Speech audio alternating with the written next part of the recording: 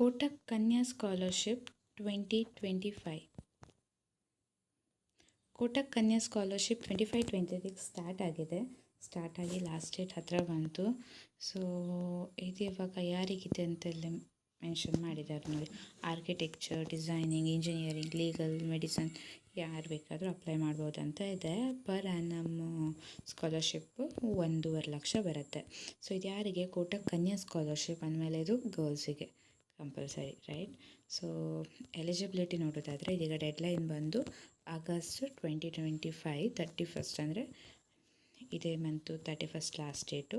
Eligibility ಯಾರು apply ಮಾಡ್ಬೋದು? Girls student across the India. Applicant must have score at least 75% or more marks in equivalent CGPA or in or 12th. ಅಂದರೆ actually 75% 12th marks ತೆಗೆದಿರುವಂಥವ್ರು 75 above ಅವ್ರು apply ಮಾಡ್ಬೋದು. ಫ್ಯಾಮಿಲಿದು annual income limit 6 lakh.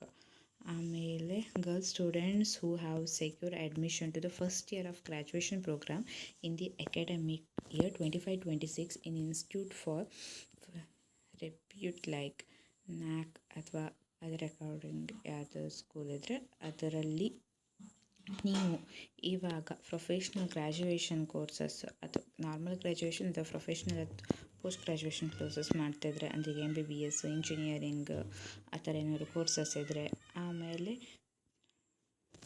Children's of employees of Kotak Mahindra group ಅಥವಾ Kotak education foundation and buddy for study ಇವರಿಗೆ eligibility ಇಲ್ಲ, ಆಯಿತಾ? Benefits ಏನು? 1.5 lakh per annum scholarship. Kotak Kanya should be utilised to cover academic expenses of tuition, hostel, ಆಮೇಲೆ internet, transportation, laptop, book and stationery buy ಮಾಡಲಿಕ್ಕೆ use ಮಾಡ್ಲಿಕ್ಕೆ ಅಂತ ಇದೆ. ಸೊ ಡಾಕ್ಯುಮೆಂಟ್ ಏನಂತ ಹೇಳಿದರೆ marks sheet of previous qualification exam. ಅಂದರೆ ಇವಾಗ ನೀವು ಫಸ್ಟ್ ಇಯರ್ ಆದರೆ ನಿಮ್ಮ ಪ್ರೀವಿಯಸ್ ಅಂತ ಹೇಳಿದರೆ ನಿಮ್ಮದು PUC ಮಾರ್ಕ್ಸ್ ಕಾರ್ಡು, ಇನ್ಕಮ್ ಪ್ರೂಫಿಗೆ ಇನ್ಕಮ್ ಸರ್ಟಿಫಿಕೇಟ್ ಬೇಕು. ITR ಫೈಲ್ ಮಾಡ್ತಿದ್ರೆ ಮಾತ್ರ ITR ಅಪ್ಲೋಡ್ ಮಾಡಲಿಕ್ಕೆ. ಫೀಸ್ ಸ್ಟ್ರಕ್ಚರ್ ಏನಿದೆ ಕಾಲೇಜಿದು ಅದು ಬೇಕು. ಬೋನಫೈಡ್ ಸರ್ಟಿಫಿಕೇಟ್ ಅಂತ ಹೇಳಿದರೆ ಸ್ಟಡಿ ಸರ್ಟಿಫಿಕೇಟ್ ಥರವೇ ಕಾಲೇಜಲ್ಲಿ ಹೇಳಿದರೆ ಕೊಡ್ತಾರೆ. ಆಮೇಲೆ ಸೀಟ್ ಅಲಾಟ್ಮೆಂಟ್ ಡಾಕ್ಯುಮೆಂಟಿಗೆ, ಆಮೇಲೆ ಎಂಟ್ರೆನ್ಸ್ ಎಕ್ಸಾಮಿನೇಷನ್ ಇದ್ದರೆ ಅದು ಸ್ಕೋರ್ ಕಾರ್ಡ್ ಅಟ್ಯಾಚ್ ಮಾಡಬೇಕು. ಆಮೇಲೆ Aadhaar card, bank passbook, passport size photo, disable ಏನಾದರೂ ಆಗಿದ್ದರೆ ಡಿಸೇಬಲ್ ಸರ್ಟಿಫಿಕೇಟ್, ಸಿಂಗಲ್ ಪೇರೆಂಟ್ ಆಗಿದ್ದರೆ ಪೇರೆಂಟ್ ಡೆತ್ ಸರ್ಟಿಫಿಕೇಟ್, ಆಮೇಲೆ ಫೋಟೋಗ್ರಾಫ್ ಆಫ್ ದಿ ಹೌಸ್. ಎಲ್ಲಿ ಅಪ್ಲೈ ಮಾಡ್ಬೋದು ಅಂದರೆ ಬಡಿ ಫಾರ್ ಸ್ಟಡಿ ವೆಬ್ಸೈಟಲ್ಲಿ ಅಪ್ಲೈ ಮಾಡ್ಬೋದು.